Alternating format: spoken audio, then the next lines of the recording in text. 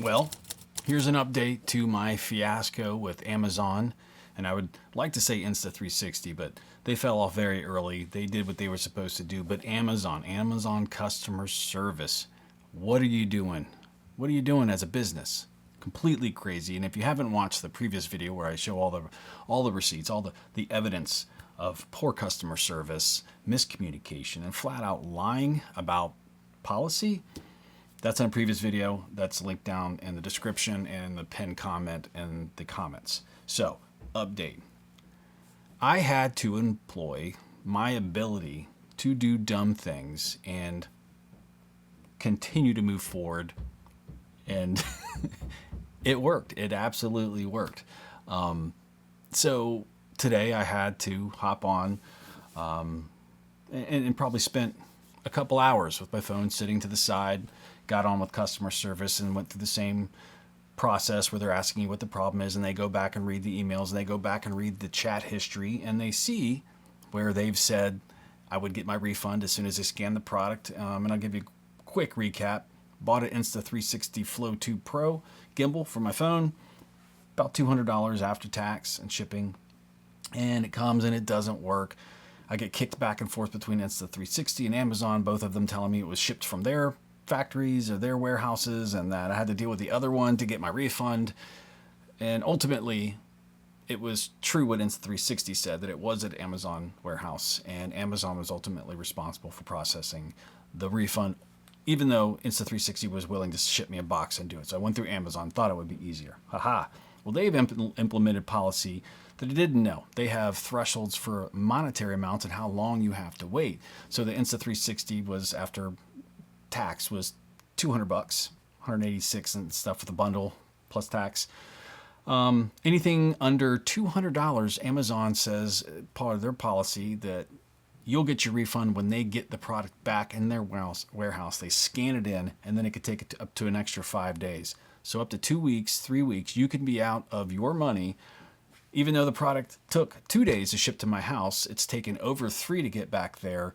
The product that I shipped back is sitting in Lexington, Kentucky for over 2 days, or over a day. So it's sitting on a truck somewhere, and they're saying UPS has it. I'm assuming it's just been offloaded in their warehouse and just hasn't been scanned in yet, so it doesn't count yet. But then they open the product to make sure it's there. And I get it. I get that they've probably been burned because there's a lot of people with no integrity out there that are shipping things back and taking advantage, that are not actually in the box and just making off with stuff, getting out of the products, getting refunds. I get that. They need to implement some sort of credit system for Prime users that, you know who I am.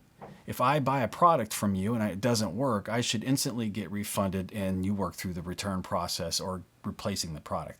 That's how it should work. That's the way it used to work.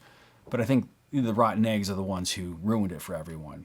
So in this instance, I had to finally wear them down with my ability to just do mindless, idiotic, dumb things for a long time as an ultra runner.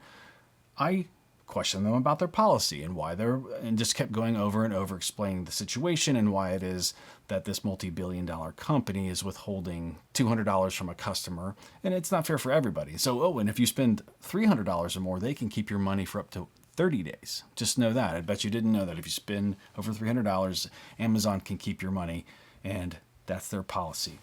So I went through the first customer service today, and I've done this almost every single day, and I saw something that says you have to ask to escalate. So today, after about 45 minutes, I asked to speak to a supervisor, and they told me a supervisor was going to tell me the same thing that the initial customer service person was saying. And again, I speak respectfully to these folks. I don't yell. I don't use any kind of profanity. There's no threats or anything like that. It is completely professional.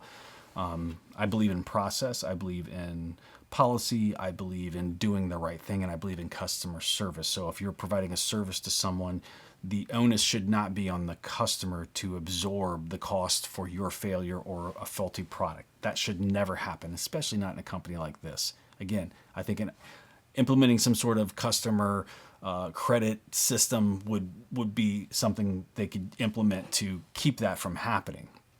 So after an hour, or 45 minutes, they allow me to speak to a supervisor, and they come on and I go through the same exact thing. And they're telling me there's nothing they can do because it's still in transit. And I'm like, but it's in transit. It's where you are. It's where the factory is. I know it's not where they are. They're not even in this country. But the product is where they said it was. And I was being told that it could be another week or more before I get my money. And I kept telling them this is unacceptable. They kept telling me there was nothing they can do. And eventually they got down to where we're just stalemating. It's been an hour. They're asking me, they're telling me, they're requesting me to wait 5 days. And I'm telling them that's unacceptable. I'm not going to wait 5 days, even though I don't know what else. There's no other recourse. They would offer me $10, then $15, then $20 and saying, is this worth your time? I'm like, it's not. I've spent more time in talking to customer service and troubleshooting the product than this product cost by about 4 or 5 times. It's not even that. It's about the situation. Now I'm more concerned with them doing the right thing, because they know they need to do the right thing. But if they fight you long enough, most of the time they're going to win. And so eventually we got to a point where they knew that I wasn't going to accept it. They asked me if I would wait 5 days, and I said no. You're going to pay me my gift card so I can reorder the product. It's not even like I'm keeping the money. I'm just going to give the money right back to them. That's the silliness of this. They should have just shipped me another product, and they said they couldn't do that. Ridiculous. Absolutely ridiculous. And and the funny thing is, as soon as I said no, I just thought and I asked to speak to their supervisor, and I said I can do this every day. And the funny thing is, they just responded right back, where would you like the money? And I've said, I want the money returned to the very spot that it came from. The gift card balance. Just put it back there. I've said that since the beginning. They said, okay. The next line was, we issued the refund. Oh, they said they were going to go figure it out if they could do it manually. They played dumb like as they couldn't do it manually. There was no way of being able to do this because it's still in transit. And they issued it manually. And I think I just got a notification pop up while I'm recording. Let me go back and check. I'll check real time. I saw it pop up on my phone. So let's go in here and look. There it is. $206 and just came through. Refund. They just processed the refund of $189.99 and $10.07 to the gift card. It has been credited. So now it is actually just now within their time frame 2 to 3 hours after them putting it. So they told me they couldn't do it manually. They're like, there's nothing we can do. I wish you would just understand. And I said, I don't understand that because I don't believe that to be true. Then they do it. They manually override this. This must have been the way to just get rid of me, because they knew that I was just going to sit on there for as long as they want to play dumb.